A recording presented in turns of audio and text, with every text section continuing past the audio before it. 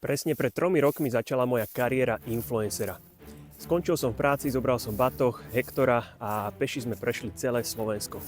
Popri tom som sa natáčal na Instagram a zbierali sme peniaze pre útulky. Nikdy predtým som to nerobil, vždy keď som sa videl na kamere alebo počul svoj hlas, tak som si zakrýval uši a oči.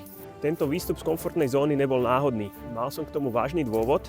Pochopil som, že ten internet funguje úplne šialene a že hociaký magor má milióny zhliadnutí a pozornosť, tak som sa rozhodol, že to vyskúšam ja, akorát s tým rozdielom, že budem robiť niečo, čo má fakt že zmysel. Samozrejme dostávam hocikedy kritiku, hejty, ale robím to hlavne pre psov a to ma vždycky udržuje v hre. Odkedy som si adoptoval Hektora, môjho prvého psa, tak som psíčkarom na plný úväzok. Zaujímal som sa o tréning, o zdravie, až po cestovanie, proste zažil som s ním všetko možné a nemožné. Popri tom celom som zistil, čo majiteľov psov trápi, čo im chýba, s čím potrebujú pomôcť. Veľa som o tom premýšľal a napadol mi spôsob, ako zľahčiť život psíčkarom, spojiť ich do jednej veľkej globálnej komunity a transparentne pomáhať psom po celom svete. Tento môj nápad a myšlienka sa stala môjim životným poslaním. Veľa ľudí mi povedalo, že som iba snílek, ale keď sa obhliadnem za tieto 3 roky, tak som si splnil viac snov, než za celý život. Spomínaný nápad som bol odprezentovať v Dubaji na Expo ako dogibský faraón. Prefarbil som si hlavu na červeno a prešiel s Hektorom najdlhšiu turistickú trasu na Slovensku, cestu hrdinov SMP. Týmto počinom sme pomohli 14 útulkom 2 tonami granúl. Napísal som knihu Cesta s hrdinom, kde je okrem cestopisu aj psia osveta. Dostali sme sa do televízie, kde sme predstavili náš nápad. Na chvíľu som sa ocitol v showbiznise a videl, ako to tam funguje. Stretol som kopu skvelých ľudí, o ktorých som predtým počul iba z internetu.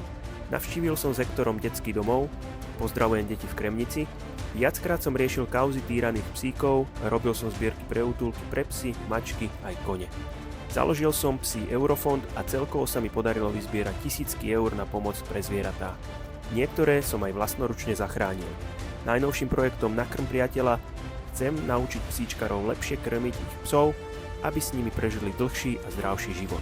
Všetky aktivity, ktoré vyvíjam a robím pre dobro psov, no žiadne mi zatiaľ neprinášajú zisk. Môj cieľ je živiť sa tým, že pomáham psom a byť bohatý, aby som to bohatstvo mohol naspäť venovať na pomoc psom v núdzi. Tento rok mi prišla do života ďalšia neuveriteľná výzva. Ešte v roku 2024 si kúpil našu knižku človek, ktorý sa chystal prejsť SMPčku s obsom. Vtedy som ešte netušil, že k čomu to povedie. Tomáš s Belou prešli celú SMPčku úspešne. Počas putovania riešil Tomáš jednu veľkú dilemu. Počas lockdownu a pandémie covidu vybudoval nádherný ranč pri Trnave.